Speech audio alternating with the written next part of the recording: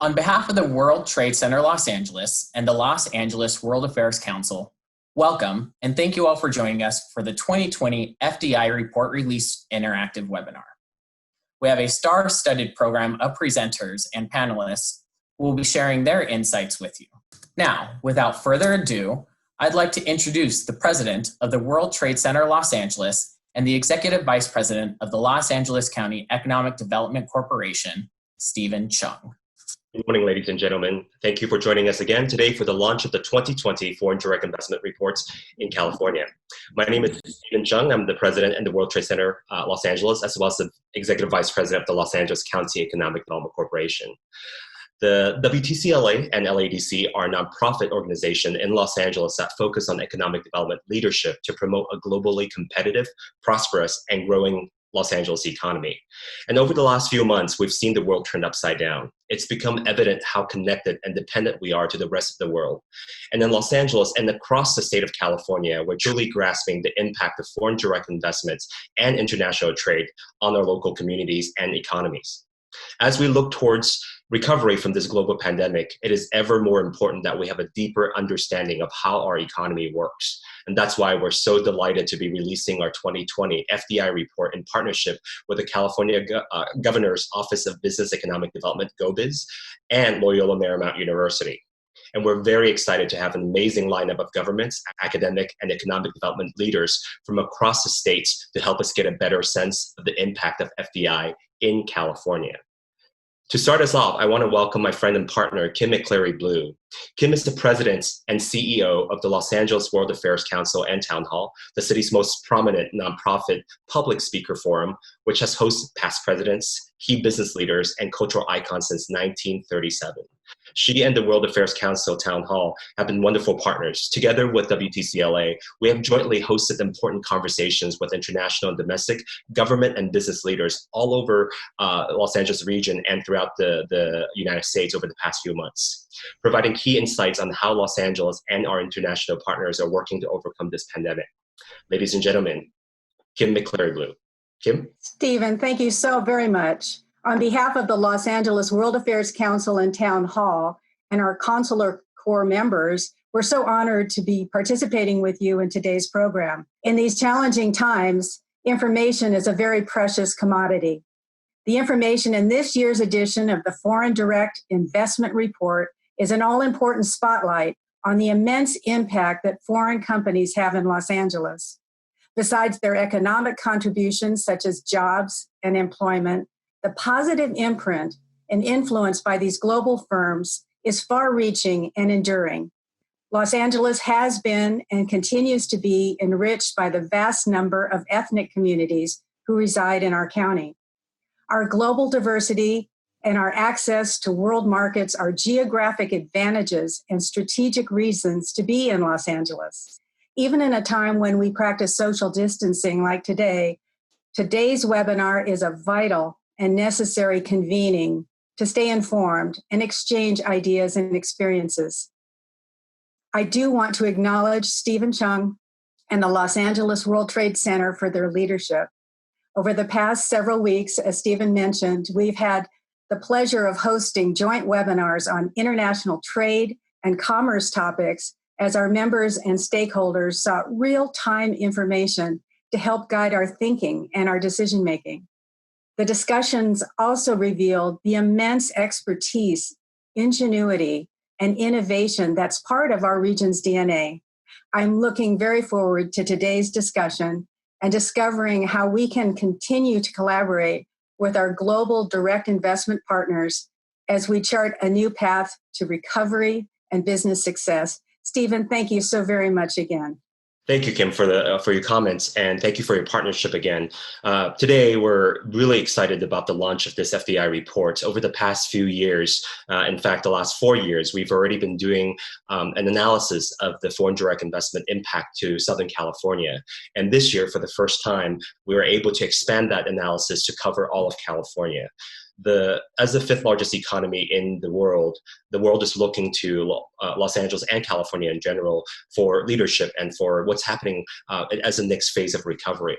So I'm now honored and delighted to welcome our Lieutenant Governor of California, Ambassador Eleni Kounalakis, to the webinar.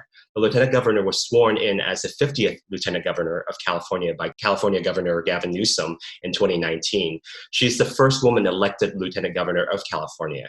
And prior to her current role as the Lieutenant Governor, she served as President Obama's ambassador to the Republic of Hungary. She was the first Greek-American woman, and at the age of 43, one of the youngest in America to serve as U.S. ambassador. And last year, Governor Newsom signed an executive order designating Lieutenant Governor Kounalakis as the governor's representative for international affairs and trade development. We're thrilled that she's able to join us today. Ladies and gentlemen, please welcome Lieutenant Governor Eleni Kounalakis. Well, hello, Stephen. Thank you very much. Thank you for including me in this. It's great to be with all of you and to see what an incredible response this webinar has drawn, with hundreds of people from across the state and beyond being able to participate. And it truly is very exciting because the release of this report is very exciting. And I really just want to start by thanking the World Trade Center of Los Angeles, the Los Angeles County Economic Development Corporation, and of course, Loyola Marymount University, who all work together to be able to come up with the data, not easily available, but to be able to come up with the data this year, not just for Southern California counties, but for the entire state. We have been relying on data that your report has produced for the last few years. Being able to have it now at our fingertips for the entire state is extremely, extremely helpful to us. And of course, the results have also been very encouraging in what they tell us about California and how well positioned we are and have been around attracting foreign direct investment into our state. So I love this line from the report. So I'm going to read it to everyone because I strongly concur. California is unique among the United States in terms of national and global cultural and economic influence.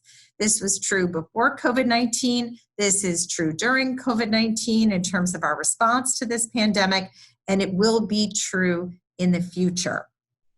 The data that you have produced also presents a picture, again, pre-pandemic, but a picture of California's strength in attracting FDI. And I just want to repeat some of the highlights that the report notes. That there are 18,718 foreign-owned enterprises in our state. That represents 1.2% of all the firms operating in the state of California. They produce together about 730,000 jobs, which represents about 4.9% of all employment. Digging into that number a little bit, I think it's important to note that 13% of all of California's manufacturing jobs come from companies that represent FDI. This is really very important to us because California is #1 in the United States for manufacturing, and we can attribute quite a big portion of that to foreign direct investment. So this is great news. It's also very helpful to know which countries are investing the most here in the state of California. It helps us and guides us in our own international engagement. So it recognizes that the leading international investment partners for California are Japan, the UK, France, Canada, and Germany. But it goes through the list as well and includes other countries that one might not expect would be at the top of the list, like Ireland. These are pieces of information that help support our engagement, as we do engage very frequently with foreign leaders and partners and visitors into our state. So thank you again very much to everyone who participated in this. And if I can also thank our own Governor's Office of Business and Economic Development. I know Kaina Pereira is on here, and he's going to be mediating a panel coming up. But GoBiz, providing the funding to be able to help support the report and expand it statewide, has really produced a great partnership and a great result in this report that, again, will be very useful to us in leadership in state government, but also to companies as well as small, as well as, of course, our municipalities, cities, and counties across the state who have their own efforts to lure foreign direct investment. So what I thought I would do in my last few minutes is just talk very briefly about where we've been and now post-COVID, where we're going in terms of what the state is attempting to do in attracting foreign direct investment into California. One of the first things that the Governor Newsom, did when he took office and when I took office, which was the same time in January of 2019, is he asked me, said, Eleni, you're a former U.S. ambassador. You've worked on trade and investment issues in the past. Would you serve as my representative for international trade and investment in international affairs? It's an unusual role for a lieutenant governor, but I think it reflects the attitude of Governor Newsom and certainly mine, which is that we serve the people of this state, and anywhere where we can work together to find ways to strengthen our economy, we want to do that. So we took this great opportunity and great partnership took advantage of it in order to be able to attempt to build out more related to state leadership and what we can do to attract FDI, as well as other things, increase exports, and of course, advocate for California's values in the world. So one of our first acts was to bring on some additional expertise. My recommendation was that rather than staffing up an international division of the Lieutenant Governor's office, because we don't know if this will be carried into the future with future lieutenant governors, let's staff up within GoBiz and increase the footprint that already exists within GoBiz for both economic development, writ large, but also the international team that had been there in the past. And my recommendation was that we hire trade specialists. So the governor agreed, and we now have 3 trade specialists in GoBiz that help with two-way trade and spend a lot of time, of course, here in Sacramento. But previous to COVID, had been doing quite a bit of traveling to advocate for California internationally and attempt to lure more FDI into our state. One of the other things that we did is we organized trade missions and other trips around the world to promote California and to build partnership. I had the opportunity to lead delegations to Mexico and to China, to India, as well as Armenia.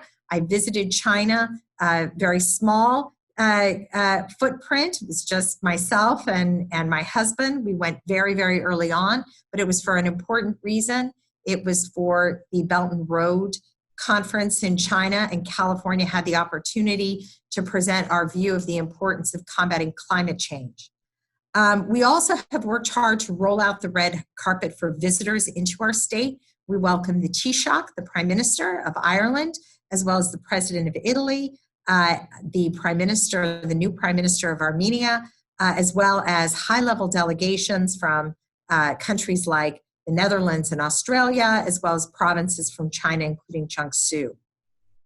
So the other thing I do want to note is that we have an incredible platform in Visit California, which my friend and partner Carolyn Bettetta runs. $144 billion a year in our exports are around tourism. And one of the things that we think about when we think about foreign direct investment is promoting tourism, because it's true that very often when people visit California as tourists, they look around and they think, I think I should be doing business in this state. It would be a good partnership for our company. So all of that together has allowed California to be number 1 in foreign direct investment in the United States. Now, what are we doing in these months that we've all been working from home or here in my office, working with a very lean staff? We have been rethinking and retooling what do we do in these current circumstances. The budget challenge for the state of California is significant. I'm sure that people have by now heard that We are looking at a 23% reduction in the size of the budget from January through this May revise process. There are lots of challenges associated with it, and we are looking at ways to strategically find new ways to raise resources, as well as partnering with the federal government to do so, as well as ensuring that as we look at where we're going to need to make cuts, that we preserve investment in things that we know are critical, including education, higher education, to preserve as much as possible, because we know that our skilled and trained workforce is critical piece of supporting FDI. I think that it is also important to note as part of this that there are things that will not change relative to how we attract foreign direct investment. One of those is our diversity. California is 27% foreign born. This is higher than the national average by far, and it is very important for helping to create an environment that is very open and friendly toward cultures from around the world. We have been a place that has attracted business people from around the world. Part of it is our culture. Part of it is the fact, of course, that we are an innovative state, and innovation appears to attract more innovation. So these things are very important. They don't change. We're still 40 million strong, a very important destination market, which also makes us very attractive. So within the context of all this, one last thought, the governor has set up a task force, incredibly impressive group of volunteers, very high-level volunteers, including Janet Yellen, Tim Cook, CEOs of major international multinational corporations who have headquarters or who are located here, as well as labor leaders and trade leaders, including the Chamber of Commerce. And we are all working together to tap the resources of innovation in order to ensure that as we went into COVID-19 as the 5th largest economy in the world, we come out of it stronger and more able to attract FDI and strengthen our economy than ever before. So with that, Stephen, I'll hand it back over to you. I'm happy to answer any questions. And again, so grateful to be part of this wonderful panel, with this wonderful list of speakers who are going to be coming along after me as well. Thank you so much, Lieutenant Governor, for your insights and for your comments. I think there are a couple questions I want to ask before we get to the panel discussion. As you're mentioning some of the foreign direct investment report that we're releasing, you mentioned that there are 18,718 firms, and these are the foreign-owned establishments that are in California as of the end of 2019. These are 2019 data. Now, as I was mentioning before, the world's turned upside down since really March, and a lot of folks are now wondering, what is our international strategy moving forward? You talked a lot about the great work that California and you've personally been doing when it comes to China, Ireland, Italy, Armenia, all these investments that we have, really invested into to create those relationships.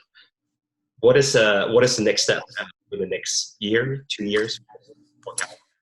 Well, Stephen, some things that we are looking at are very innovative. We've already signed up for our first international trade show that's going to be done virtually.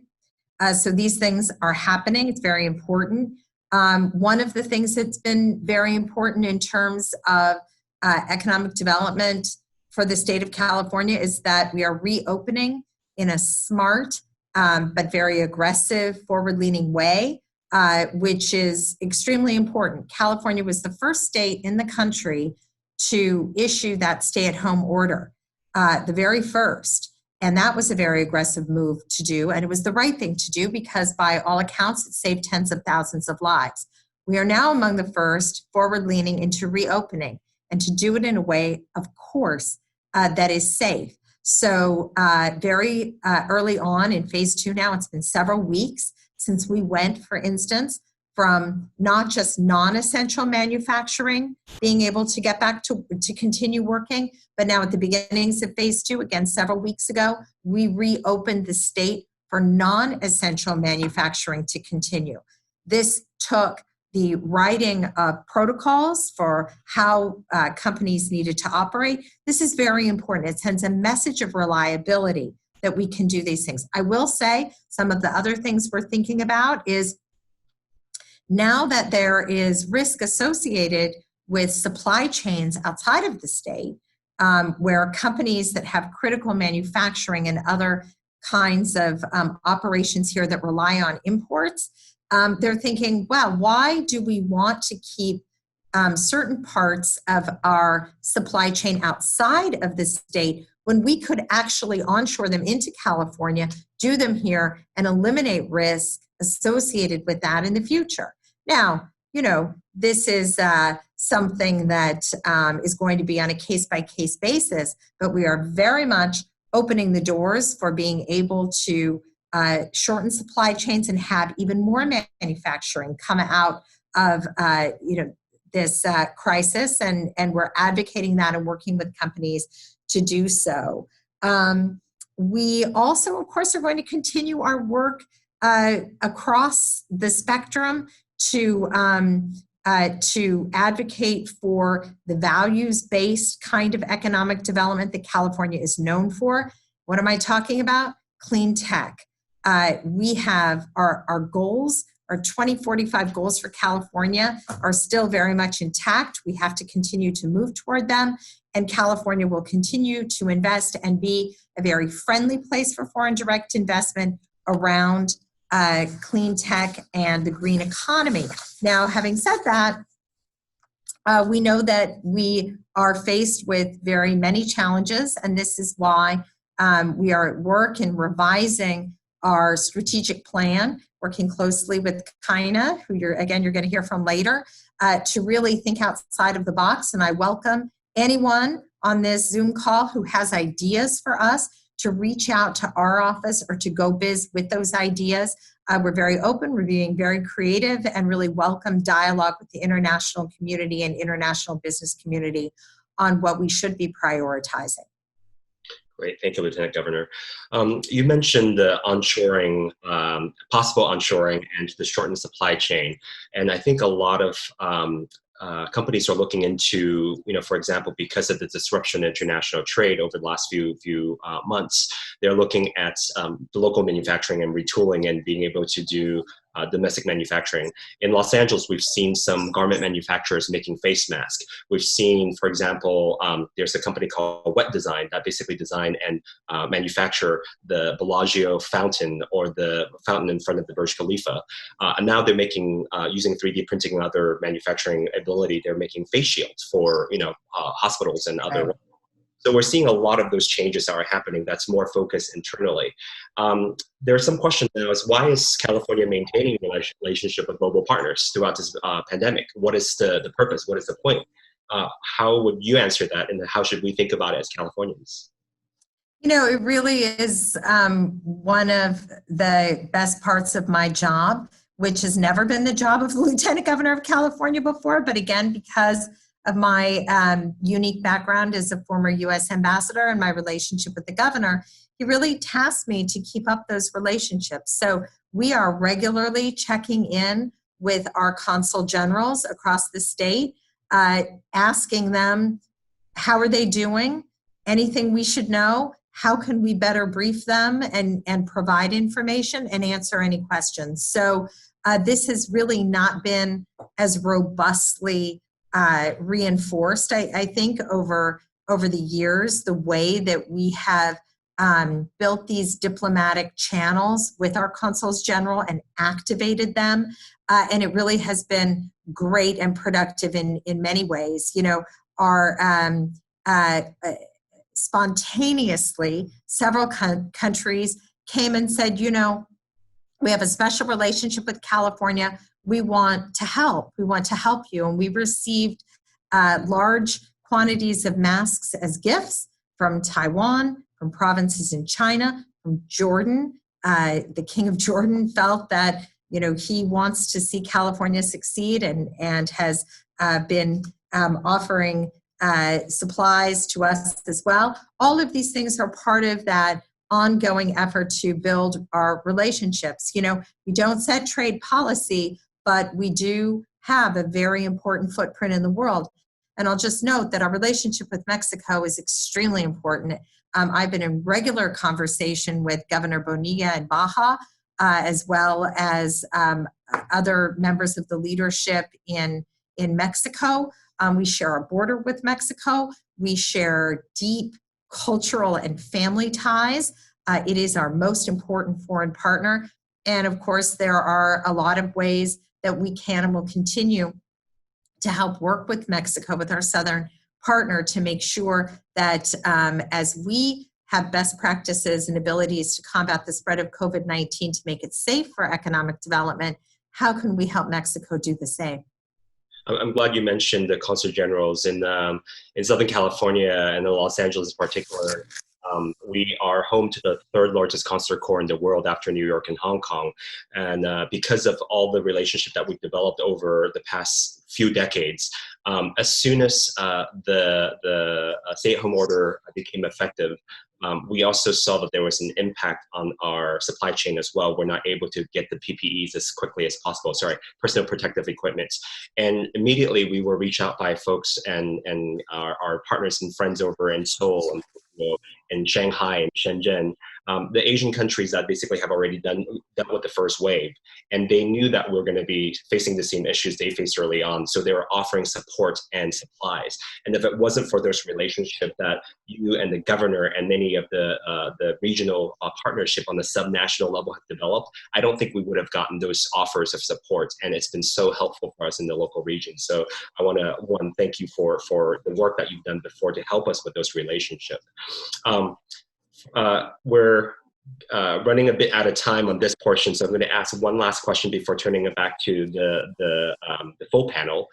You mentioned the clean tech industry. We in Los Angeles have not seen clear skies in the downtown skyline like this in a long, long time, based on the reduced activities and the pollution. And so it became even more evident that the direct connection between human activities and manufacturing, as well as single passenger vehicles, the impact it has directly on our health and on the environment. So I think more and more folks are even more excited about these environmental policies. Besides clean tech, which I think is going to be a major component of focus when it comes to international trade of the future, are there other industries that you think California would like to attract from foreign companies and foreign governments? Well, thank you for noting the clear skies. It's really remarkable, isn't it? And I think it actually holds up a window of the future of what people in Los Angeles and across the state can expect when we get to those 2045 goals. If everybody's driving an electric car, we could have this all the time. So we get a glimpse of that future, which is really exciting. And we are a can-do people in this state. We know we can get there. Some of the other industries that are important to us, I think that medical manufacturing is another important area. We have a very robust aerospace industry in California. I think that's quite important. But I also want to talk a little bit about agriculture. It is a distinct advantage of our state that we produce about 25% of everything we consume. We also produce agricultural products that are one of the only places in the country that produce them, like our nuts, our tree nuts, our walnuts, and our almonds. And one of the things I love about your report, just kind of bringing it all back to that, is that not only have you expanded it to be not just Southern California, but across the state, but now it gives us a window into what kind of foreign direct investment is happening in the Valley, in Stockton, in Fresno, in parts of the rural state of California, and how important FDI really can be, how transformative FDI can be in the Valley. And so for everybody watching, let me just say that the California Valley is open for business. So please, if you're looking at foreign direct investment in those places and we can be helpful at the state level, we very, very much want to be. We see great opportunity there. Again, trained workforces, incredible opportunities for for investment in agriculture, but technology, everything. One final piece on agriculture that, again, is something that people don't really think about, but food security and knowing that your agricultural products are safe is something that we in California can offer to the world because we have very high standards for food. It's one thing if you are consuming a product, you buy it from overseas and it gets to your house and it breaks, it doesn't work. Well, you might grumble, you're out, that's not great. But it's very different if you buy an agricultural product that you can know that if it comes from California, it's of the highest quality. So that's an area where I'd like to see continued growth. But let me just say, we'll take it all. We'll take it all because, what I learned as an MBA is this. Well, I learned many things. But one thing I think is really important is that it's not just 5% or 4.9% of jobs in California that come from FDI. They're not just any jobs. They're jobs that support the economy by diversifying the economic base. This isn't part of a circular economy. It is a generation of wealth outside of the state that comes in. So I think that the numbers are sometimes underappreciated for the fact that it creates a part of our economic base that can endure through a recession here in California. So thank you again, Stephen. I hope that I've really conveyed my enthusiasm and my support for the work of the World Trade Center, for the work of everyone behind this report, and for the contributions that everyone who's a member of the Los Angeles World Trade Center contributes to the economic strength of California. And I hope you're proud of the leadership of this state through this difficult crisis. We're not through it yet, but we're going to keep going. And that relies on so many Californians, including all of you. So thank you again, Stephen. Great to be with you. Thank you so much, Lieutenant Governor. Thank you for your comments, but also thank you for your leadership in making sure that we are safe. And as we're looking in recovery, the balanced approach in terms of how do we open, but open responsibly and making sure that the people of California continues to do it in a healthy and safe manner as well. And we miss you down here in Southern California, Los Angeles. Can't wait till the economy finally recovers enough so that you can travel down to see us personally.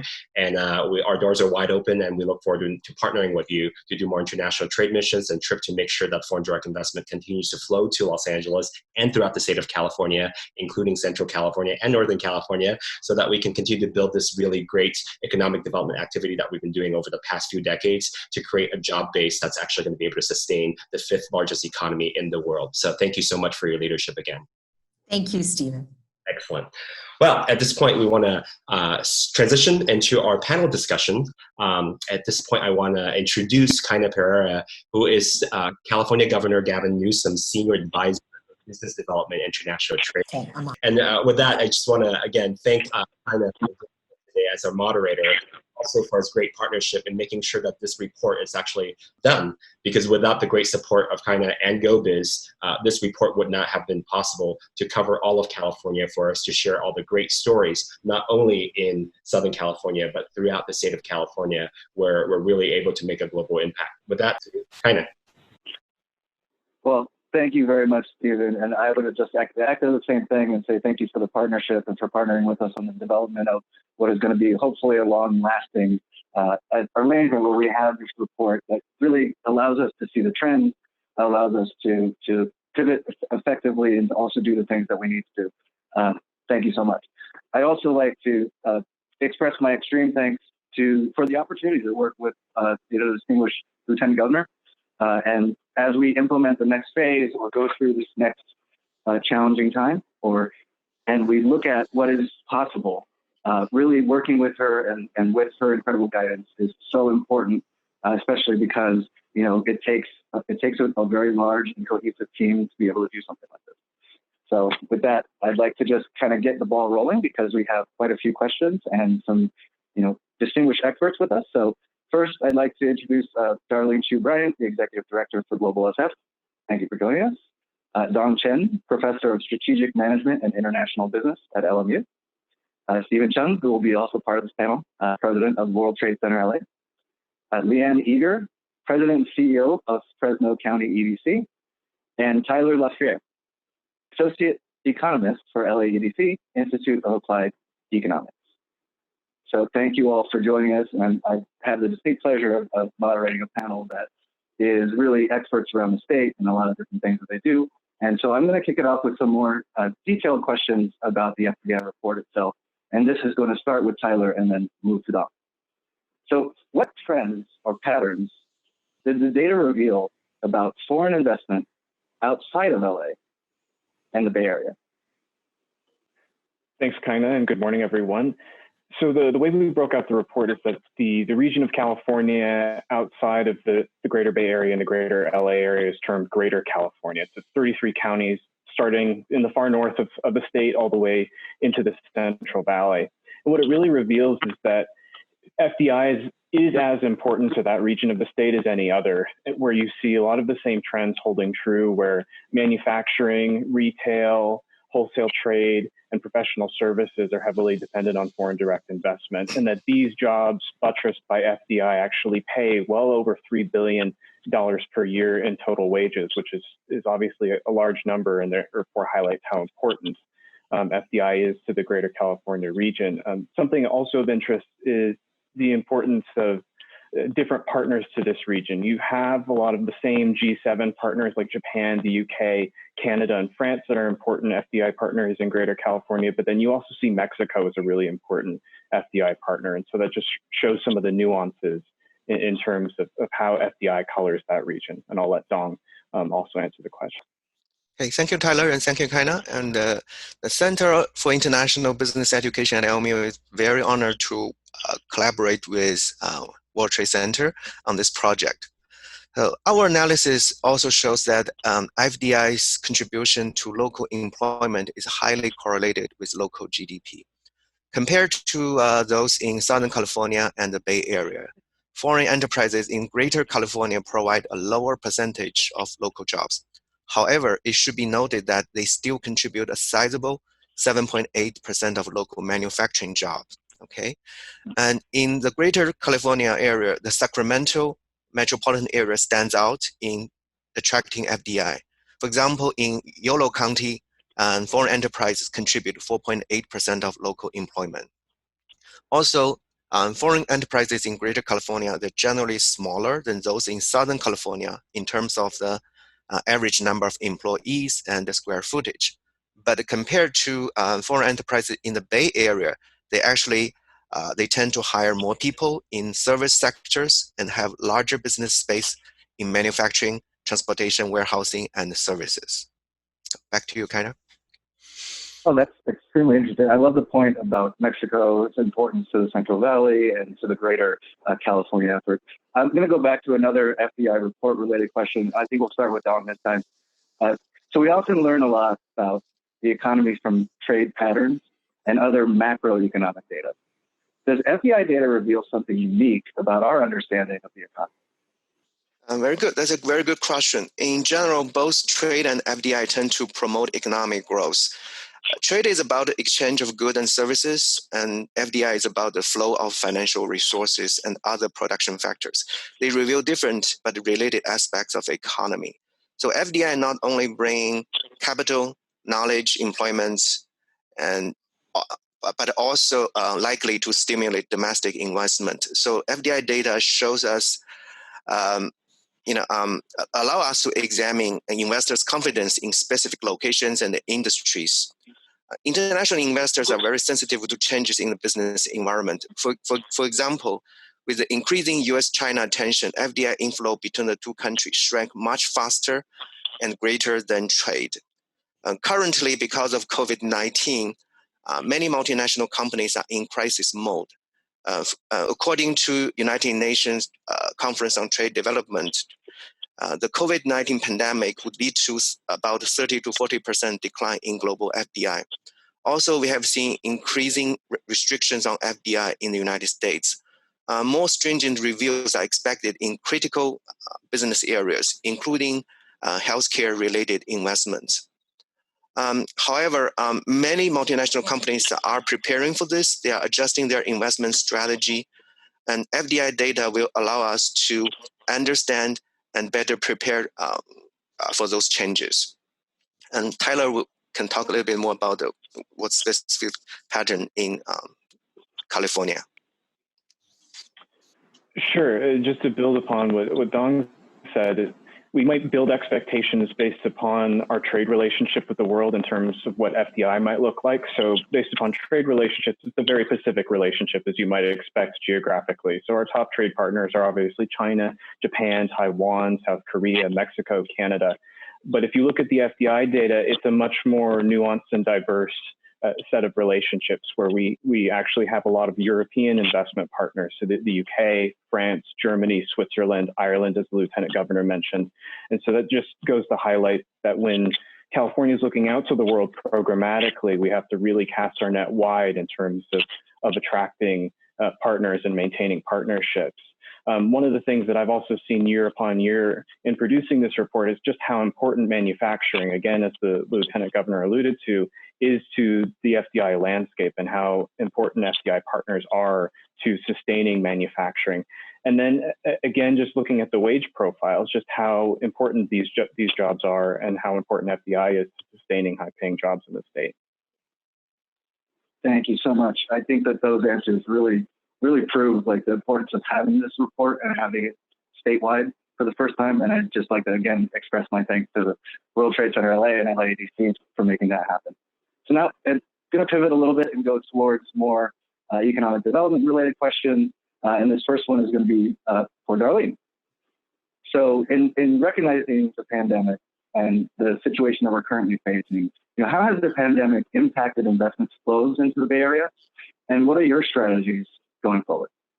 Sure. Thanks for the question. And again, thank you to Stephen, the World Trade Center and LAEDC for the opportunity to be here today and share information and to learn more about what's going on across the state of California. Definitely the pandemic has impacted especially immediate inflows of direct investment. And I'll say particularly in restaurants and hotels, right? A lot of the investments in those fields are definitely on hold. However, there is a greater shift, and earlier Dong and Tyler did reference to them, and there is a focus in areas of investing in biotech, for example, and healthcare. Actually, we're also seeing an uptick in cybersecurity, blockchain, and even food tech. Commercial real estate, the development continues. As you all know, San Francisco Bay Area is probably the most expensive in the state of California. And there continues to be interest from Asia, particularly from Taiwan. And I'll say probably because the relationship between Taiwan and the USA, the money, it'd be easier for that to flow into America versus other ASEAN countries, and also from Europe as well. So we're going to see that there's going to be a focus on sectors that are becoming more localized, and we're actually encouraging more onshoring, especially when companies are looking to import into the U.S. market. We're suggesting that they actually onshore the manufacturing, and we are actually providing more information and educating prospective investors virtually now to do that. That's great, and thank you again. Fantastic answer. I love the fact that we're committing successfully to other things, but we're also finding opportunity. And that's really what this is all about, right? What's the next opportunity? What's the next step? Use this as a platform to go forward. Yep. So the next one is going to be for Leanne. And, this is really a big part about highlighting the entire state, and thank you for joining us. So a lot of international investors might not be familiar with the whole state. What has been your experience introducing international businesses to the Central Valley? Well, yes, thank you so much. And thank you, Stephen, for including us in this program today. And I especially want to thank you for calling it the Greater California. We know that about ourselves, but we appreciate you saying it too. One of the things that I have noticed traveling around the world in the last 10 years, talking about the Central Valley, talking about California in general.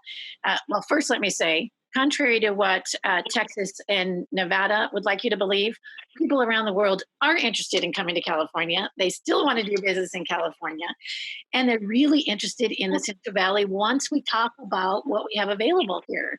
I think most places, and, I was just in Japan recently, they certainly knew about Los Angeles. They knew about the Bay Area. And when we talked about the Central Valley and our ag related industries, they were thrilled in looking at bringing some of their products and their businesses here. So it really has been a great education for the world in going around talking to people about what we have available here. And I know, Darlene, you talked about it's expensive in the Bay Area. We know a lot of places in Southern California, San Diego, Los Angeles, it's expensive. We don't want to say it's cheap in the Valley because that's not true, but it certainly is affordable. We have land available. We're working very hard on ensuring that we have people available in order to train them for the job. So it is the land of opportunity right now. So we appreciate being able to spread the word. Thank you so much. That's great. So, Darlene and Leanne both inferred, onshoring as a mechanism for the future. And this is something that I know from the guidance of the Lieutenant Governor and working with us on developing our ongoing strategy. That is going to be something that we put to the forefront as well. So this question is going to be for all three of you, but I'll start with Steven. So onshoring is one strategy to bring businesses to California. How will that feature in your FDI attraction strategy going forward? Just talking to the Lieutenant Governor, we've been seeing a lot of manufacturers here or companies here looking to diversify their supply chain based on the fact that they don't want to rely on one single source for manufacturing in case there's a future disruption of either ocean-going cargo transportation or air freights, right? So what they're looking for is to bring some of that manufacturing, although it might be too expensive to basically manufacture just in the United States for the whole product line. So I think it's important for us to basically look at opportunity to bring flexible manufacturing. I was just mentioning some of these companies are able to pivot really quickly to manufacturing other products. So I think that's going to become a part of the strategy. Another strategy that we see is, as I was mentioning before, California being the 5th largest economy, it's really being seen as a global player, really a nation in a sense. And you don't see many other nations basically having individual cities compete with each other and not basically coming together as a whole. And that's why I'm glad to have Leanne and Darlene with us today, and with kind of you kind of leading the way as well. In the future, I think our strategy has to be a collaborative approach with all of California to make sure that the world knows who we are, because we have all these other resources besides Hollywood or entertainment. We have the salad, the food bowl that's producing the food for sustainability. So when they're investing here, it's not only when it comes to it's not only come to sustainability, but it's also about resiliency as well. So that entire supply chain is safe and secure. So I think that comes into mind when it comes to our strategy, is to partner with our statewide partners and also to really focus on this secure supply chain. So Darlene, could you follow that up, please? I echo everything that Stephen says. No, all kidding aside, I do, but all kidding aside, I would say in the San Francisco Bay Area, I mean, we have been working on onshoring manufacturing for over a year already, knowing that, everybody wants to buy local, and knowing that with the tariff situation, you really had to look at your supply chain and make sure that you're getting a more secure, and I don't know if it's going to be cheaper, but definitely a more secure, stable supply chain. That being said, we have seen that San Francisco has been growing and actually reinvigorating its manufacturing sector for sure. And also in the Greater Bay Area, we're looking at the manufacturing of hardware that is moving back to California. And that is really exciting. So I'm really excited to be working with our partners, again, across the state, but also with the countries, trade offices from overseas that have companies who are really focused on the US market, working with them to find those companies and with their investors to make sure that they find the right partner here in the state of California. So we're working on that, and that's definitely a trend that we've been seeing long time coming already. So we're excited. That's great. Go ahead, Leanne. Like Stephen and Darlene, we have been working on onshoring for about a year now, and certainly it's because of the trade issues, and you have to be flexible. One of the things that we have certainly noticed is manufacturing. We have companies from Asia, from Mexico, and from Germany that have been looking at manufacturing here in the Valley. It is affordable here to manufacture. We're looking at ag tech, and as ag tech changes constantly, folks are looking at what is it that they can do, and they have those farmers. They have the people growing right here so that they can have some of those testing sites right here next to what it is that they're manufacturing. One of the things the Lieutenant Governor talked about was food safety. We had a company in China recently that said they can charge 4 times as much for a product that's manufactured here in California, that's manufactured there in China because of the safety issues. And I know sometimes people complain about, oh man, we have so many rules and regulations in California. Well, guess what? It's paying off. One of those was a baby food company that we have right here in Fresno County, 3rd largest baby food company in the entire country, and people around the world are wanting to buy from there because of those safety regulations. Well, thank you so much. That's a fantastic response. And I know that company well. That was a great, Darlene, go ahead. I wanted to add one thing, and that is in San Francisco, because as everybody knows, we're only 49 square miles. And even though we are invigorating our manufacturing sector, I do want to point out that because we're small, we're actually focused on building up the advanced manufacturing, right? And providing the education so that we can actually have trained technicians and have the space and the machines readily available to provide those services. So that's definitely an area that San Francisco is working on in particular. That's great. So I'm going to pivot back now again to the Southern California market and really the progeny of the FDI report. So this is for Stephen. The report shows Southern California is home to the most foreign-owned enterprises in the state. How do your regional economic development organizations and government representatives plan on continuing this success during the economic recovery of the pandemic? It's a really interesting question. I think what we're going to do is that we're going to utilize the report as a blueprint. The report has identified the top investors and the market and the industries that they're focused on already. And we know that these are the sectors already coming in. So it's already laid out basically what are the lowest hanging fruits and what are the easiest markets to enter and partner with. And second, I think what we also need to do is think about not just attraction, but retention as well. A lot of times what we do is we keep on attracting new companies. And then as companies are leaving here, we're losing a lot of great jobs that we've invested in. So case in point is Toyota. I think it's a sore point for Southern California when Texas was able to attract Toyota's headquarters to go there. And then basically we lost a lot of jobs. And we've invested in that infrastructure for Toyota to be able to grow, and to see them leave is just basically what a shame. So we need to do a much better job in terms of the retention. And part of the retention strategy is really about, Ian made a great point earlier about talent. I think a lot of these international companies are coming to California because of our talent pool. In Los Angeles alone, we have 118 higher education institution. We have millions of college grads, and we have top centers of excellence when it comes to training. So currently, for example, LADC is partnering with the community college district through our Center for Competitive Workforce to really work with community colleges to train these displaced workers and the future generation of workers to feed directly into certain industries. So we need to partner with our international companies to make sure as they're continuing to grow and evolve, we supply them with the right workers. So I think it's a comprehensive approach in terms of what LADC, World Trade Center, and our government, as well as our education partners, are coming together to create an ecosystem of support for international trade, international attraction, as well as retention. That makes so much sense. I think retention is definitely one of the modicums of the day.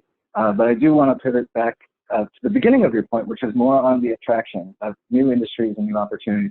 And this will be for all the economic developers. And I'd love to start with Leanne, if you don't mind.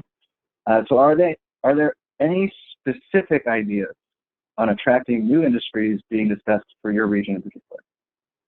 Sure. And, I certainly want to say that for the entire state of California, people are looking at us for what are those new technologies and new industries that California is doing, because we are still that land of opportunity, and people around the world do think of California as that place for innovation.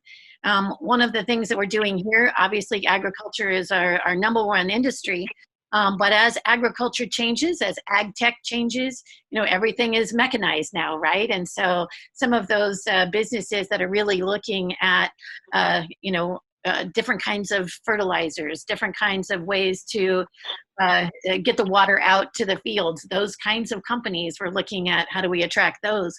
The same thing with renewable and clean energy. We have a company from Brazil that's looking at hydrogen fuel cells. We have some companies from Germany that we're partnering with biomass. This is the perfect place in California to do those kinds of things, and partnering with our friends in Northern and Southern California to look at what is it that we need to do in California as a whole. Other quick pieces, aviation technology. We have a new company that's looking at training people for electric airplanes. We have the largest electric airplane training center in all of the United States, right here in Fresno County. We're looking at what does that look like in order to get folks trained on that new technology. That's amazing. I'm actually really anxious to go on the first electric plane whenever I can. Darlene? Come on in, train ya. Yeah, thanks. So, I mean, I would say, San Francisco Bay Area, traditionally, culturally, we've been really resilient. And, San Francisco has been the center of innovation for so long, for quite a while anyway. But we're definitely seeing an interest, as I mentioned earlier, in food tech and health and wellness. And to that extent, what we have been doing is partnering with Japan and even with Israel, right, where they're interested in either new technology or they're the source of new technology. And we've been partnering with a local innovation hub, food innovation hub, that's actually also foreign direct investment from Switzerland, right?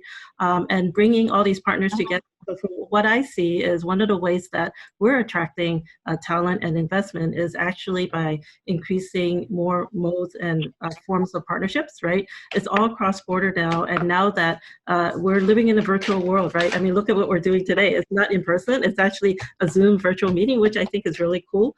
And so, by being able to create those partnerships, it's just creating a better platform for attracting more foreign direct investment. Thank you. Stephen? For us, I'm going to highlight 4 in particular. So advanced transportation.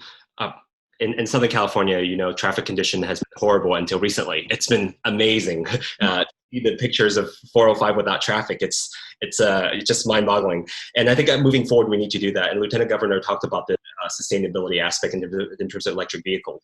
We've already invested heavily in it. So you see the EV infrastructure being developed right now, whether it's electric buses, electric cars, electric planes eventually. And so combined together, we need the grid system. So I think that's going to be a huge opportunity for international companies to be able to invest in this technology. And given that we still have our Measure M, which is a tax measure, we're generating about $122 billion in transportation project. This is the largest infrastructure development project in the history of the United States, located in Los Angeles County. Those are all opportunities for international companies. Biosciences and life sciences, I think many of the speakers already talked about it. As we're moving forward, we're going to have to think of resiliency and safety. So I think biosciences and life sciences will continue to be a huge aspect for California, especially since we have the education institution and the talent pool to support that. Digital media entertainment. As Hollywood and the center of Hollywood, it's not just about studios. Right now, people are desperate and dying for new shows, whether it's Netflix, Hulu, Apple TV. All of them are also located in Los Angeles County, right? So now they're looking for the content as well. So the digital media entertainment, and don't forget sports and gaming as well. And lastly, as a new kind of sector we're kind of looking at, and we should have done it for a long time, the ocean economy. We're right by the ocean. What about basically sustainable aquaculture, basically using climate change to look at maybe it's a rising ocean and basically how that's going to impact our local infrastructure system, like the Port of Los Angeles, Port of Long Beach. So those are the things that we're looking at, and these are huge opportunities for international partners to basically work with us in Southern California and actually across all of California on all these issues. Oh, thank you so much. So I feel like I've left Tyler and Don waiting for a question for too long. I'm going to go back to that really quick. I don't know how I'm at time, but I don't care. I'm going to ask the question anyway. So how is investment in California characterized sectorally? And then how do you anticipate investment flows by sector to change in the future? And let's start with that. So sectorally, and some of them have been mentioned before, manufacturing is obviously top if you measure things by firm size and by employment. So it's manufacturing, retail, and wholesale trade, professional services, financial activities, which doesn't include just banking, that's also real estate, and then also retail trade, as I mentioned before. If you take a look at wages, then the story changes a little bit. You have to include the information sector as well, which includes anything from television and film recording and sound recording as well, but also then data management and data warehousing and those sorts of firms and businesses. And so maybe except for manufacturing, this really highlights a lot of the competitive advantages we have as a state and all of these industries in terms of technology, innovation, and also entertainment. Now, sort of looking ahead, we really can't avoid the COVID story. And so some of my remarks echo what has been said before, especially this reshoring theme, but I'm also going to sort of do what economists do and say on one hand, but the other. So on one hand, you could really see FDI be pulled back as a lot of firms start to make economies, reduce risk and exposure, and maybe also cut staffs again to sort of minimize their risk and really sort of make ends meet in the short term. But you could also see a lot of reshoring as companies seek to shorten supply lines and also minimize risk. And this sort of implies maybe a reduction in wholesale trade as an FDI industry, but an increase in manufacturing. Yeah, I agree. Thank you. I agree with Tyler. So given the pressure to mitigate supply chain risks and to increase domestic production of essential goods, so we do expect many foreign companies to change their FDI strategy accordingly. And for example, many of you guys probably have learned Taiwan Semiconductor Manufacturing Company, which is one of the world's largest chip maker, recently announced a plan to build a 12 billion plant in Arizona. I wish it was in California, but Arizona, but to serve the U.S. market. I tried. Yeah, but we believe there will be a similar investment activities in California for sure. Also, for companies with abundant financial resources, there will be opportunities to acquire discounted assets and expand their operations. I also believe that in less restricted business areas, local governments are expected to encourage FDI to speed up economic recovery. So company will respond to those incentives and stimulus plan. And lastly, disruptive innovations may emerge in time of crisis. We have seen the rise of web conferencing like Zoom right now, telemedicine, food delivery, online education, entertainment during the COVID pandemic. So for instance, TikTok, this is a video sharing service owned by a Chinese company, has been expanding their operations in California. So we are likely to see increasing FDI in these areas. So overall, I believe California will continue to be a top destination for FDI. So back to you, Kaina. If you don't mind, I want to ask one more question, and then we can stop the segment, I guess. But I'm going to ask this of everybody. And it's really something that came out of the conversation that we had, and also, Don's answer just now. And it's like, what can we do at the state level, and what can the businesses and economic development community do collectively to promote FDI for California?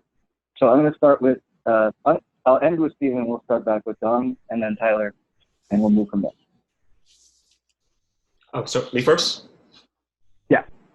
I think GoBiz already started doing this prior to COVID-19, which is to unite the various regions throughout California so that we have one bigger stick that we're going around because other people are carrying sticks to the end point, with Arizona and Texas really beating us up, talking about how California is so difficult to do business. Well, there's a reason why we have the most FDI of any state. There's a reason why there are 18,000 firms that are located here. If we're so bad, then they would have all gone to other locations. Are we saying that it's the best place? No, there are going to be challenges in every state. But the thing is, it can't be categorically just basically kind of saying we're bad as a whole. But we haven't done enough in terms of telling our own story. Other people are telling our story. So what the GoBiz and what the city of California can do is to be that united here and bring us all together so that we have one massive voice to basically saying, hey, if you're looking for entertainment tech, or you're looking for bioscience tech, there's certain areas. If you're looking for ag tech, there's certain areas, so that it's a diversified economy, so they can see that we're 40 million population, we're currently in the new multi-trillion-dollar economy. We're not a podunk little town. We are a nation-sized economy, and we should be treated like so. So I'm now going to finish by saying we need to take our rightful place in this world as a global economy that everybody's looking at us. But we need to act like a global player as well and show them that we have these opportunities available. I totally agree. And go ahead, Don. Yeah, I agree with Stephen. So I think one thing we can highlight about the California economy is this is a very large economy, and that we have diverse industries that can provide all kinds of resources, production factors needed for foreign companies' operation.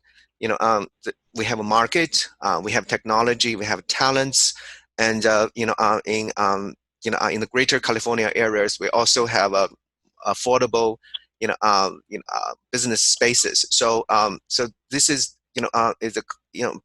if we have a collaborative effort, we can create a great business environment for companies who can leverage all the different resources together. So that's something I think we should promote more. Yeah. Great, thank you. Tyler? I think I'll echo something I said before, and I think, again, just always casting a wide net, never looking to just one region or one place for partnerships, either to create them or to sustain them. So people from all over the world want to come and do business and invest in California. I also think we shouldn't always view things as a zero-sum game. Stephen mentioned the Toyota plants. A lot of auto manufacturing has left the state in recent decades, but we've kept a lot of the design studios. So really to highlight our competitive advantages globally, and to echo Leanne, we have a brand as a state. It's a brand of high quality, of innovation, of forward thinking and progressiveness. And so I think one of those things is always just to promote that Golden State brand to the world. Great, thank you. So since you queued up Leanne, let's go to Leanne next. Thank you.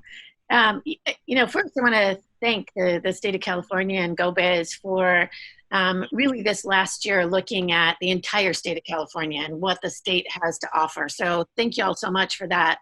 One of the things, and those of you on the line here know, is that the state of California put together the California-China Trade Network, and they included the Central Valley recently in that. And so, when I was just in China in November, they were thrilled that the entire state of California now is represented, because they were able to get some additional information. And I think that's, around the world, people are excited about the state in general. And as Stephen said, the 5th largest economy in the entire world. And when we say, and here's what we have to offer, it's not a one-stop shop. We have anything you could possibly want in this one state. All you have to do is call us. And, one of the things that we have done from economic development standpoint is, if someone calls us and says, gee, I'm really interested in making a movie, what can you do about that? And I send them over to Stephen and say, okay, that's not us, but guess what? They can do that here. We've gotten that same thing back. Stephen had a company that was looking at ag manufacturing. He's like, that's not really our specialty here, but hey, call Fresno EDC. They can help you, and if they can't, they know where to do that. So it's really all of us coming together to really talk about California being that place of innovation, being that place that everyone wants to do business, and we know that's true.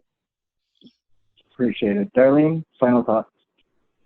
Final thoughts, I'm echoing and say ditto to everything that everyone already said. But I must say that, I really treasure opportunities like this when we're actually showing a united front to the rest of the world, and the other states for that matter.